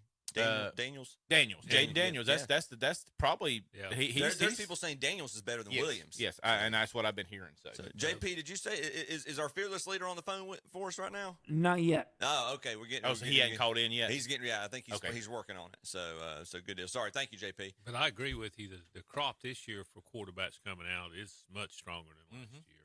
Although. Last year, I favored Stroud, but I did too. When they started talking about Young and how smart he was and how he figured things, I said, well, maybe he's a guy, but he's awful small. But I think I was right in the long run. I think Stroud was a better pick. we could have got Stroud, and with that offensive line, may have not turned out. He might. I mean, it might not have been much better. He could have got just rolled over, but he could have. Great arm. I think it's a great pick for turn that franchise around with that coach and the Texans, and now they're favored to get Saquon Barkley. So keep your eyes on Houston next year. Yeah, definitely. So, look, I'm trying to see. Kevin's trying to call in right now. So you're good. Like I said, we got a big year coming ahead for the whole of the NFL. You know, the NFC South it's not you can't just say this team's going to win the NFC South. So they have a chance. You know, if they can just get some protection for the quarterback, get him to throw the ball downfield. And that's what's not happening as much. Well, in the NFL. their defense was excellent last year, even with the injuries. Again, it's the offense. If they just get the offense turn around some, it doesn't have to be a world beater, but just some, and I think it could win some games with the defense. Yeah, the defense. But you got to produce something. You can't go out there and not score points. And that even throws up the question of Burns. You know, what do we do with Burns? Do we pay Burns, or do we say, okay, we don't want to pay him $150 million a year. Let's get some draft picks for him. You know, that's a fair question. Yeah, I got a feeling they may franchise tag him and kick the can, to next year. Kick it downfield a little bit. Is he on now? He's I've got to sign off my Facebook. I think it's trying to call my. It's on my phone, not the. Hold on. There we go. I'm gonna try to for our listeners out there. We're trying to get Kevin on here. He's got the All Stars from the Shelby team going to Hickory, I believe he said. And we're going to try to get them on here, let them have a little bit of airtime today. So, working on some technical difficulties on getting him on. So, continuing on with that, though, we talk about Burns a little bit, Ken. Keep the can down the field, or do you try to get some draft capital for him, try to get back in that first round? And then the other person that's sitting there, too, is Horn, where we can't keep him on the field. Yeah, and here's the thing. I mean, he's an excellent player, but again, he's not on the field a lot. When he's on the field, he's outstanding, and I like Horn a lot. But he's had some injuries, and is he injury prone? Well, so far in the NFL, he has been. Yeah, and you remember the draft that time I think it was Surtain that was coming out with him, Patrick Surtain. Yes. And then we picked Horn, and then Surtain went after it. I'm sitting there going like, why didn't we? They said, oh, he's really good in South Carolina, had some injuries in South Carolina. And that seemed to translate into the NFL. So they might have picked a talented guy, but it goes back to the LaMelo thing. If you can't keep them on the field, they don't benefit us. Yeah, the best ability is availability, and unfortunately, some guys are injury prone and just haven't proved that they can stay healthy and play. Yeah, I'd like to have had Surtain that's playing for Denver right now on our team, and we, just another solid piece. But Dan Morgan's running the show now. What's your thoughts Carolina. about him? What's your thoughts about He's him? a beloved Carolina Panther. He's he was the pre-Kuechly middle linebacker, the linebacker that we had. So very beloved Panther. He's got some ties around the NFL from what I'm hearing. That's pretty good ties. Seems to have a good rapport. So hopefully, again, it goes back to Tepper. Will Tepper give him free reign to go do what he needs to do, and be let Dan Morgan be the face. Because he's a previous player for the team, get some fan support back, and then try to put some pieces in place. Yeah, I like Morgan, and obviously as assistant GM, he had to take a back seat to Federer, but I think he's going to do a good job. Yeah, I hope he does, but I think he does. As you said, he's been around, he's well thought of. He's the reason also that we got the coach that we did, because that coach I think was a Seattle. It was a Seattle connection and that Tampa connection. So all that is a little bit, rapport around the league. So hopefully, again, we can try to get Mike Evans, which is a little bit older wide receiver, but it still would be somebody that we got Thielen last year, which was a good blanket for. That was the best thing that they done for Bryce Young was get Thielen. He can't go downfield, but then you put Evans in there, he could go downfield. Get somebody that is a big threat downfield. That's the other thing they need, and now that opens up some more things. But last year, when you didn't have that threat downfield and you couldn't protect, it's just like everything's short and the defense knows it, and it's almost impossible to be efficient offensively against that. And the defense could run one style against them because they didn't have to take off the top. Exactly. So that's what you saw. That means a lot. Yeah, it's easy to defense the Panthers because you could see what the weaknesses were, and you could just game plan accordingly, and like I say, it made it really tough for him to move the football. That's like when we had DJ Chark. DJ Chark's a talented player, but he can't stay on the field. No, same deal. Yeah, and we couldn't ever get him to go downfield. And when he did play and he did catch some passes, our offense looked a whole lot better. Yeah, you'd see a little flash, but then that was it. Then where's he at after that? He'd pull his leg or be off on the sideline, and it's almost like trying to get a car started when you ain't got any gas in it. Like I said, you ain't got no gas in it.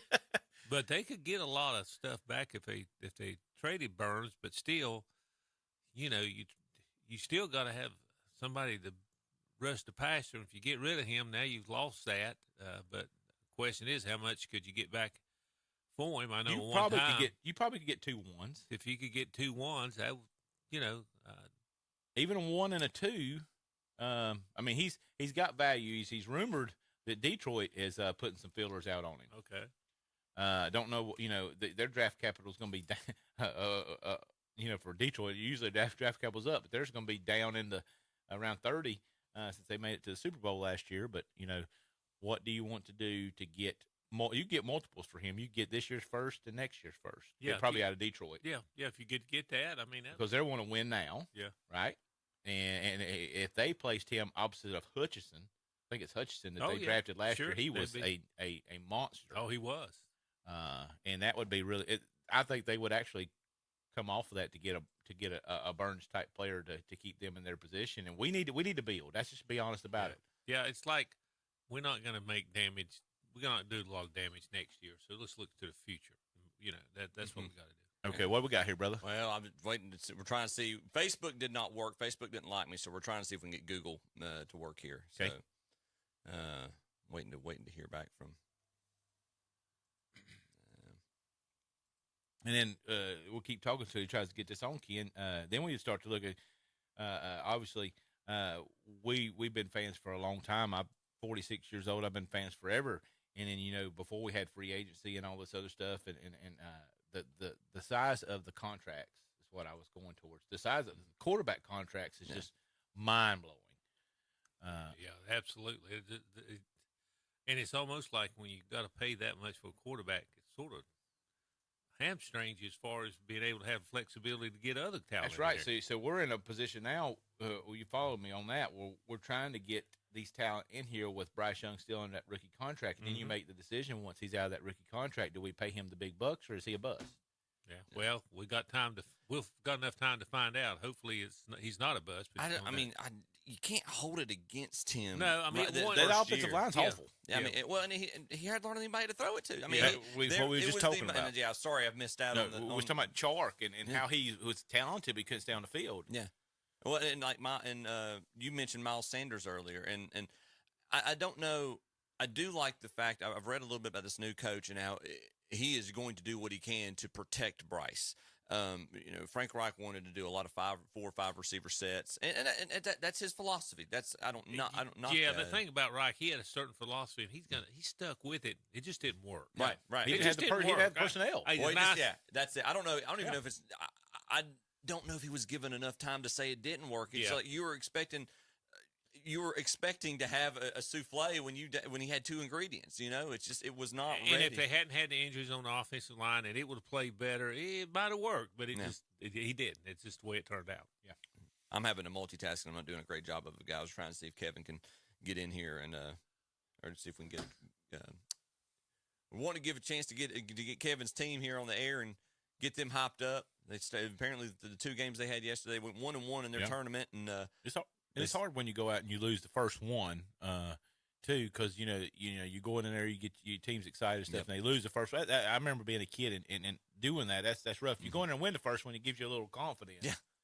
Yeah. So they lost the first one, won the second one, and it's from what Kevin's told us, it's a double elimination. Mm-hmm. Not a pool play type thing. They've got to win. I think what he said they got to win six straight. I think they got to win 6 games, including they'll play 2 today. That sounds like the NCAA tournament. I gotta say that's not a normal double elimination. No. I don't know what kind of deal it is, but that sounds interesting. It sounds a little bit like having to go through March Madness there. That's exactly right. So looking at still waiting for Kevin to get back in touch. Hadn't seen anything yet from him. But continuing on with the NFL right now. good news for a lot of the teams is, and I don't know if y'all saw this reported, I don't know if it was last week or the week before. Apparently, the revenue that the league is pulling is much higher than what they, or I won't say much higher, but they're finally starting to recover from the losses from COVID. So the salary cap is $10 to $15 million more. Is $10 to $15 more than what they were anticipating. So you're going to have teams that are going to have even more cap space than they thought they were going to have. Yeah, I saw that where it was they had estimated a certain figure, and it's bigger than that figure. So they're making money, and of course, the agents for the players be saying, "Hey, I want a little more money now. You got more to give." So it'll be eaten up pretty fast. And then we talked a good bit about the NFC South and stuff like that. We also got to talk about Harbaugh with the San Diego Chargers. He's going into a team ready to win. I think they had a bad coach when Staley, and he's going to bring a winning culture to them. He's got the quarterback. I think Herbert's a good quarterback. Oh yeah, I like Herbert. And they have a loaded defense. They could make some major strides in that AFC, and it'll be interesting to see because if you put them on paper, I think they got a better team than the Kansas City Chiefs do. Across the board, if you laid everybody out. And then I think the Chiefs played above their head last year because that offense for the Chiefs wasn't as talented as it usually was. But the defense stepped up. Exactly right. They had Spagnuolo there and 3 or 4 defense. That made the difference. So it'll be interesting to see if Harbaugh can get harness it in this first year and make a run for that AFC Championship and maybe possibly get into the Super Bowl. And the second thing is he's in the same division or conference with his brother. So wouldn't that be an awesome? Be like the Super Bowl that they have, the Harbaugh Bowl. The Harbaugh Bowl again. So two good coaches, good family, and we'll see what happens. I know Tom is not a big Harbaugh fan, but he's a winner. I can't imagine why. Tom probably banging his head, saying he's a cheater. Oh, I can't listen to you guys right now. All that Ohio State bias. Yeah, that's that Ohio State bias. It's almost like Terry and his Dallas Cowboy. To your point, Zach, he's a motivator, and he gets his guys ready to play. Well, so. you can't deny the results. I mean, he's proven. And then, are we on? No, not yet. Let's. I'll tell you what. With this segment, let's take a real quick break. I'm gonna see if we can get Kevin on, give a chance to talk to his team here as they get ready for their tournament. You're listening to KTC Broadcasting Shock Jock Saturday Morning Radio. We'll be back in just a minute. If you are new to Medicare or would like to learn more about your Medicare options, here's some good news. Contact Ty Penhall at 704-489-6970. You have many choices when it comes to healthcare options. Let's face it, it's very confusing with all the nonstop commercials about healthcare. With over 20 years of healthcare experience, he can help you find the right plan for your healthcare needs. If you would like to attend a no-obligation healthcare event, please call Ty at 704-489-6970 to reserve your seat now. Again, that's 704-489-6970. They do it all at All Ray Tire in Dallas. No matter what your automotive problem is, chances are they'll have it fixed and you'll be back on the road in no time at all. And check out All Ray Tire for the best tire deals in the area. They're open Monday through Friday, 8 a.m. to 5 p.m. and from 8 a.m. till noon on Saturday. That's All Ray Tire of Dallas, located at 814 Lower Dallas Highway in Dallas. Other locations include Cherryville, Shelby, Morganton, and Forest City. That's All Ray Tire. Spring is sprung at Campers Inn RV in Kings Mountain, and there's nothing but fun and adventure lying ahead with a new RV from Campers Inn. See our beautiful land with your dream RV from Campers Inn. Now's the perfect time to turn your RV dreams into reality. But these great deals won't last long. Discover the freedom of the open road today with the new RV from Campers Inn RV, Kings Mountain, Highway 161 South at I-85 at 615 Broadview Drive. Online at campersinn.com/Kings-Mountain. See Campers Inn today. Tax time is here, and since 1961, AccuTrol Business Services in Gastonia has been serving this area with the best in income tax service. And you're dealing with IRS enrolled agents with over 120 years of combined experience. Ask about same-day service, and most returns are processed while you wait. Get electronic filing, too. And while there, shop Nest and Canvas Custom Jewelry. That's AccuTrol Business Services, 428 West Main Avenue in Gastonia. Call 704-864-8767. Open Monday, Tuesday, Thursday, Friday, 9 a.m. till 6 p.m. Most Saturdays, 9 to 1. Closed Wednesday and Sunday. Laundry has never been easier than it is now with a stop in at Family Coin Laundry in Lincoln. In 4 minutes, laundry is done. 2 minutes to drop it off and 2 minutes to pick it up.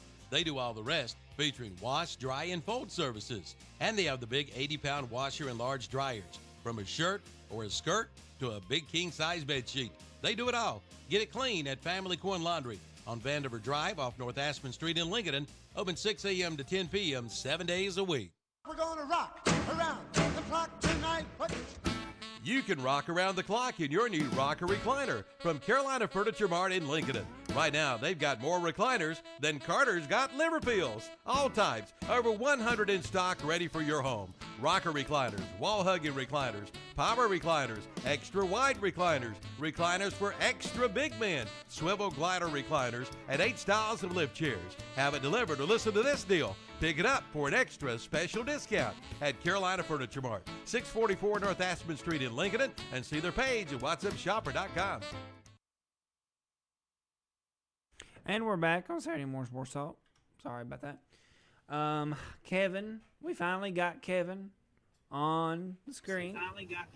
So let's get him over there. There he is. You got me guys on. You look like I'm trying to talk. You look like a crew chief on pit road. He's a spot. Yeah. Let me know. Uh-oh. Oh, right when we started. Are you kidding me right now? Froze up. Froze up on me, Kevin, if you can hear me. We're working on it. There we go. You're coming. Okay. Oh, there you go. Okay. Let me know when I'm back. Yep. Listen, we're where are we at now? Kaiser? Oh, yeah. Past Kaiser. We're on the Highway 10. We know what Kaiser is. Yeah. Yeah. Good deal. They're taking the curve. Hey, everybody give a wave. The What's up, champs guys? are here. The champs are here. Look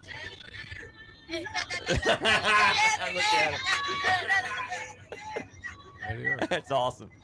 Go get him today, guys. Hey, All right. So we play. So we play at 11.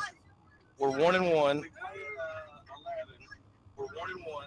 And Ken, and Zach and Chip, you guys watched a lot of basketball over the years. You got some advice for the young men? Start fast. Don't be out of control, but Start be fast. disciplined. Listen to your coach.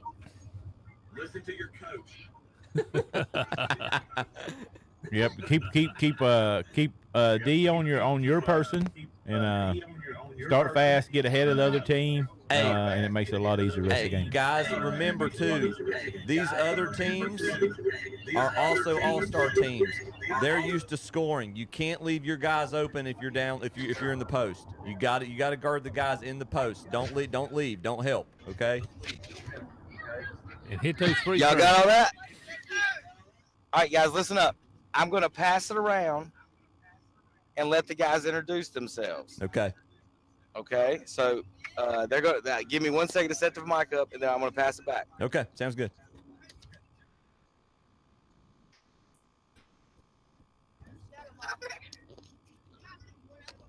We're getting ready to meet Kevin's all-star team here. All right, guys. Hey, guys, listen up.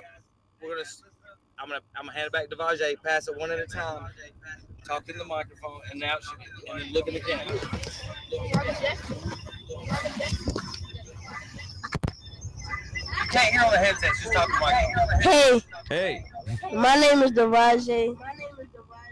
I go to James Love Elementary School. All right. Good deal. All right. Good luck. Go get him today.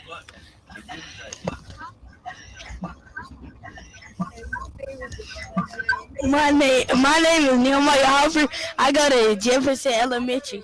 Jefferson Elementary. Jefferson All right. Elementary. All right. Go Bees. My name is Jay. I'm number 23, and I go to Jefferson Elementary. 23. There we go. 23, Michael Jordan. number. MJ. MJ. The GOAT. Only an average college player. Yeah, too. My name is Paxton. I'm number 22. I go to Pinnacle. Right. That's where my son goes. How old are you, Paxton? I'm 11. My son Judah Mayhew goes to Pinnacle. You know Judah? I think so, yeah. Yep. He just turned 11. So. My name is Kaden McIntosh. I go to Elizabeth Elementary, and I'm number 24. All right, Caden, 24. Represent Elizabeth.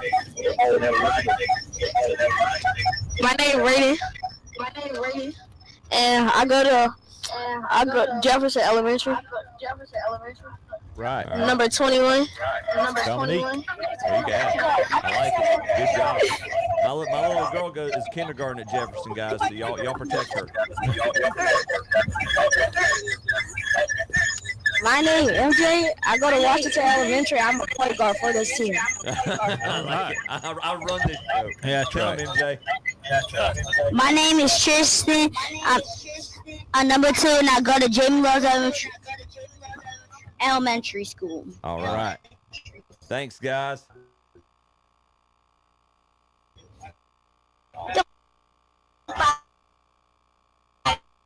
Uh-oh, we had a low. Technical difficulties a little bit, guys. Freezing up on us. Yeah, it's probably a bad signal.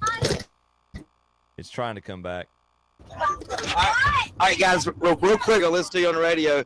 One more time, I want to announce everybody's name. Okay. Hold up your number so I can get it. Devajay Maddox. Hey, wave it. Wave, Devajay. All right. Nehemiah Hopper. Wave. Jay Sean Hogue. Raiden Brooks. Caden McIntosh. Paxton Warwick. Tristan Thompson. I'm just messing with you. Tristan Humphreys. And MJ Brooks. Oh, Raiden Brooks. MJ, what's your last name? Woods. I get y'all mixed up. We got MJ Woods and Raiden Brooks. Sorry. Cool. Got you. Now we got you. All right, real quick, guys. Give me a. What we gonna do today? Real loud. 1, 2, 3. 1, 2, 3. Shelby. 1, 2, 3. That's bad. All right, guys, say bye. That was not impressive. See you guys. First, guys. Say bye. I appreciate it, guys. Go get him today. Good luck. All right. Thanks, Kevin. All right, that was pretty. That's good. We'll wish them good luck today. Hope you guys go out and get a good start and get one of those wins of the 6. I think Kevin said they needed to get to the championship. So yeah, that's good. They got a long road ahead of them, but that's okay. That's a good thing. We're heading towards the tail end of the show here, as the commander in chief, Mr. Hastings, said. We'll stay on maybe a little bit right up until 10 around that time. Wrapping up as we get ready. We are in March, and that means spring training in baseball. So it was a relatively calm off season, except for some massive contracts to like 2 or 3 guys. And a blockbuster trade, I would think, in the American League. So anything that stands out to y'all as we're slowly starting to get geared up and the ball's starting to roll for baseball season? Well, certainly the Dodgers got their billfold out and spent a lot of money with Ohtani and also the other Japanese pitcher coming in. They have to be considered the team to beat, Ken, don't you think? They do. Wait a minute now. But Braves. I'm not saying I'm not. And most people would, but again, if you look at the Braves, you could make the argument the Braves hitting lineup is probably maybe a little stronger than the they Dodgers. They did a rankings this week, and we were the top ranked, really, even with Ohtani on the Dodgers. Yeah, And there's still a few question marks on that pitching staff. Yeah, they brought Glasnow in, the Japanese guy, but Otani's not going to pitch this year. Yeah. We know Kershaw can't pitch in the playoffs. Yeah. You're a Dodgers fan. No, okay. I'm not. But the thing I'll say to that, though, Zach, is our beloved home Bravos have not necessarily shown the ability to pitch in the playoffs either, though, and it surprises me. When you get to the playoffs, it's whichever team's playing the best at that Yeah, time. and Even that- though and you that- may win over 100 games during the regular season. That's where I was going with it. It doesn't matter. And I don't even know if I like the dynamic of what happened the last 2 years. Maybe that's just because I'm a Braves fan, with the way that they had to come out, and they might have been a little bit cold starting the playoffs. So, so we'll see what happens with it. Definitely two good talent. That's two top-heavy, talented teams, the Dodgers and the Braves. Little Ronald Acuna news, he has some irritation around his meniscus. I don't know if you guys saw that. Oh, I didn't. And they are monitoring that. That's a big red flag. We talk about injuries and stuff like that. Keep people on the field. So that's a big player that's our best player. I'm a diehard obnoxious Yankees fan. Don't talk to me about keeping people on the I knew field. it was one of them horrible teams, the Dodgers or the Yankees. How about you, Ken? Who you prefer? I'm a Braves. Okay, Growing up, I was a big Yankee fan, but I'm a Braves fan now. Well, and see, I grew up, and everybody looks at me and they're like, how does a kid from Asheville, North Carolina become a Yankees fan? But I jokingly tell people it was genetic, because when my dad was a kid, he and my grandfather would watch Saturday afternoon baseball on CBS.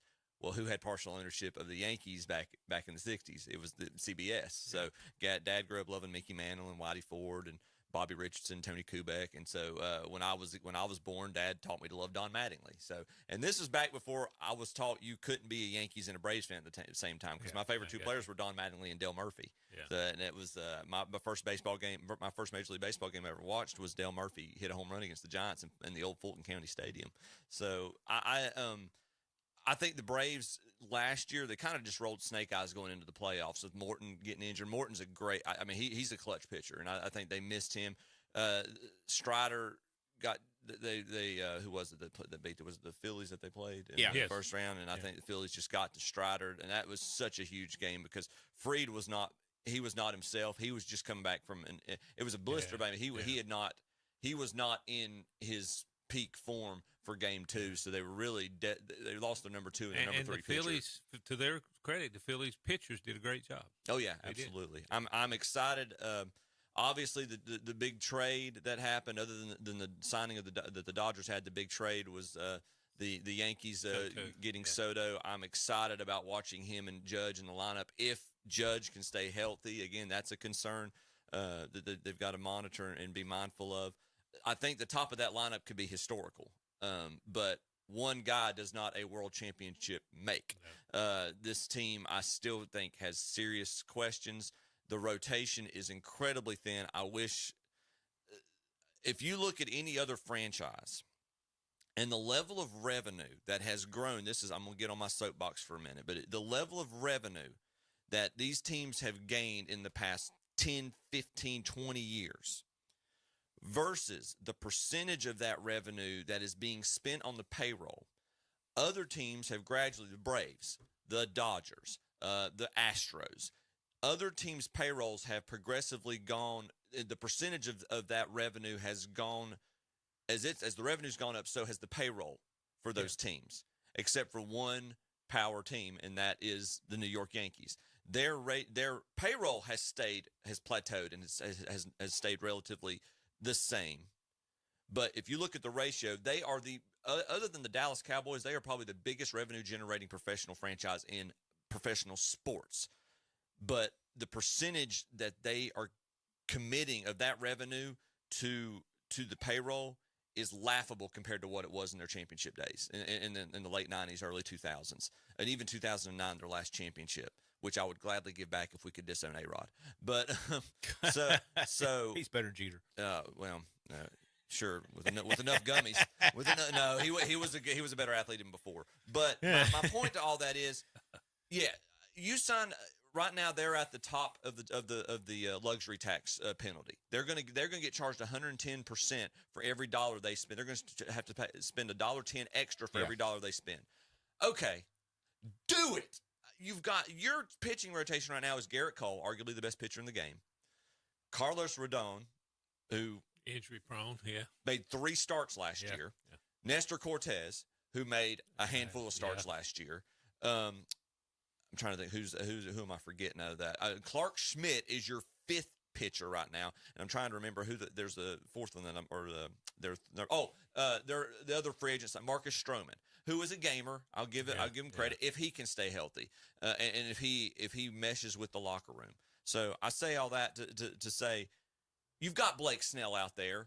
And you still got Montgomery out there. Yeah, spend the money. Yeah. Get some insurance. If you're banking a huge gamble. They're talking about this. They traded all this capital to get Soto for 1 year, and they gave up a lot. They gave up their best pitching prospect. They gave up one of their most improved player, especially in the second half last year. Worked his way from the bullpen to the starting rotation. Had to trade those 2 guys along with 2 other guys for maybe 1 year of Juan Soto. It's win or bust this year. I hope they would sign. They'd be willing to deal the money out for Soto next year and for many years to come. But if not, it's win or go home. Sign Snell. Get some depth in your pitching rotation, and go out and get a ring this year. So I'm getting off my soapbox now. But it's getting awful late for those guys still to be out there. I know, their agents holding out, but, I mean, it's getting pretty late in spring training. You got those 2 out there. You got Chapman, the 3rd baseman, which is the other. He just signed. Did he? The Giants signed him this morning.